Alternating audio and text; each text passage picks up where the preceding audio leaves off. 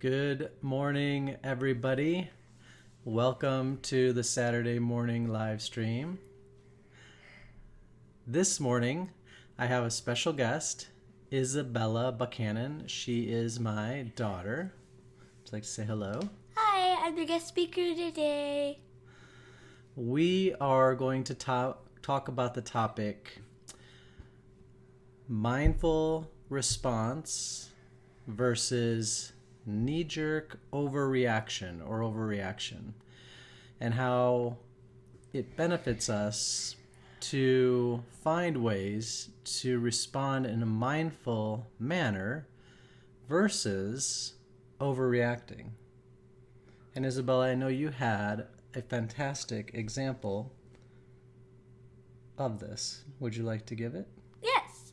So say you have a family dinner tomorrow night, but your friend wants to go out to a movies tomorrow night at the same time. And you decide to go with your family.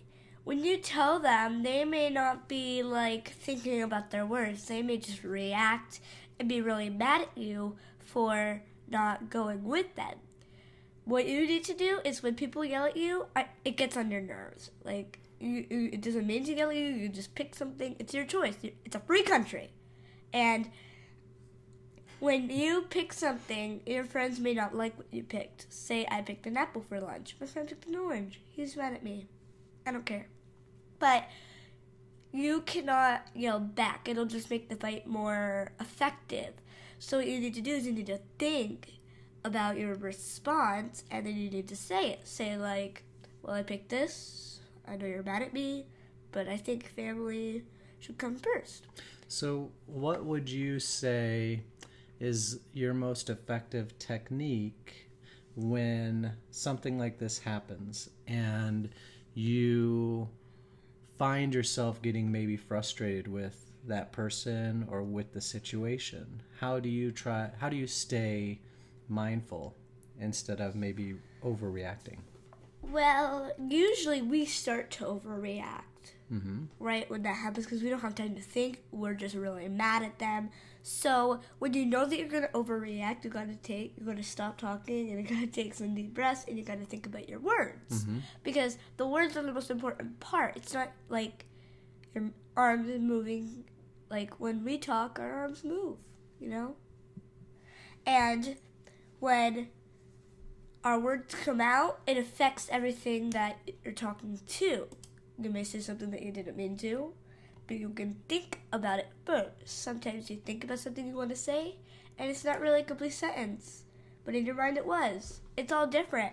But you got to think about your stuff first, and then you got to say it, and you got to take a deep breath so that you can focus on it, and you gotta take deep breaths so you can focus on what they're mad about, because that'll help you with your words and how you're gonna say it and the tune, because you don't just want to be all plain and no, you want to have a tone in your voice that shows that you don't want to be emotionless, right? You don't want to be I don't care. Yeah, I don't know the you word. Want to but I knew what you meant.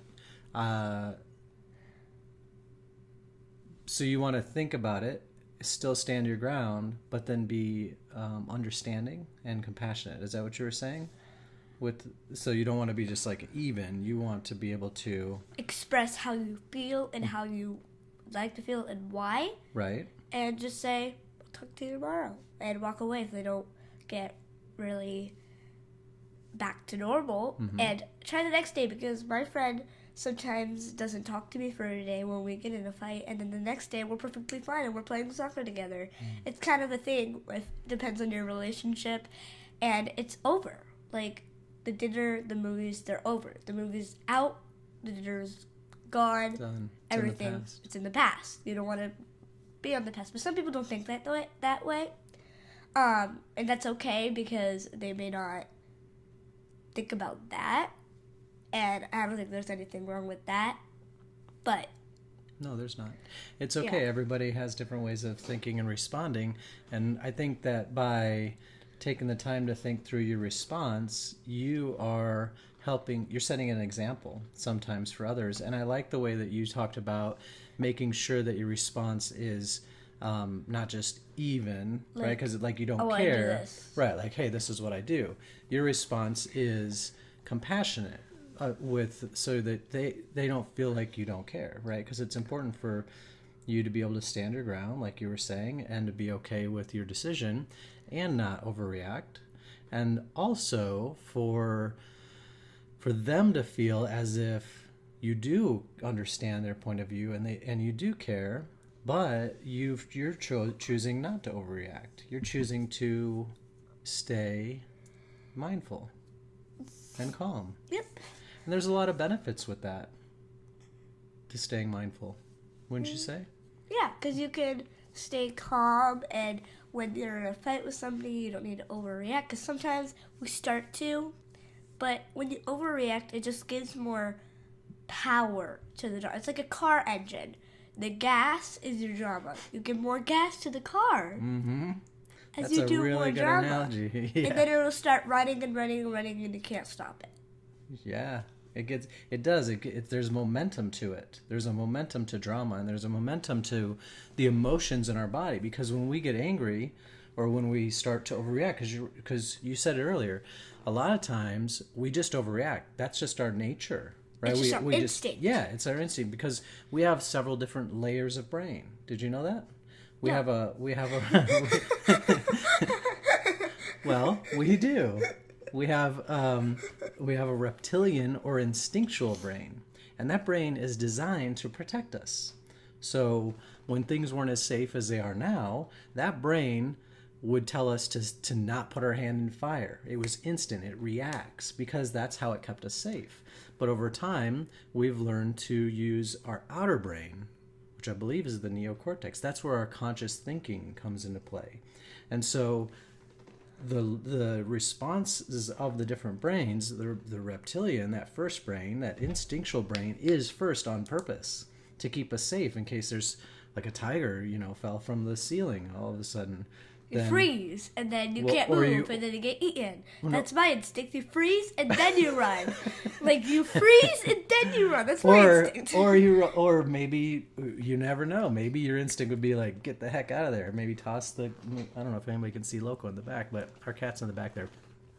Toss Loco at him, and then run. How dare you! I'm just kidding. He's too old for that. That's true. He wouldn't be very good. He wouldn't be very tiger happy. Food, would he? So, happy either. But so it's important to take a breath and to pause and to allow the thinking brain, our conscious thoughts, to formulate a mindful response versus that gut instinct, that gut reaction. And meditation is something that helps us mindfully respond more often than overreact. I really appreciate you being here today. What were you going to say? You had something else? Yes, I do. So, sometimes I do overreact. But halfway through my overreacting, I know my friend's just going to overreact even more to me.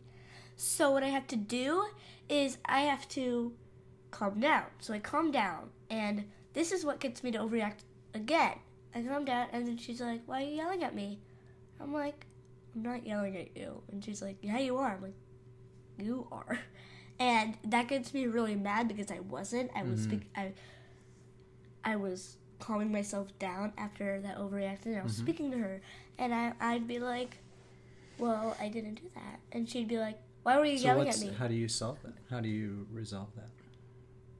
Well, or is that something that's a challenge? Is that a challenge? It's a challenge because she just won't give up that detail. It's like 1 + 2 is 3, 1 + 2 is 4.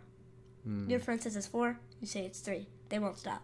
They just won't stop until they know they're right, but they're not, and you know it. And when you know something that isn't right, but somebody says it is, it gets really nerve-wracking when they don't let it go. Right. And you get really mad inside, and then you let out your opinion like really loudly and really forcefully, and then it just gives more power to the car. More power to the drama.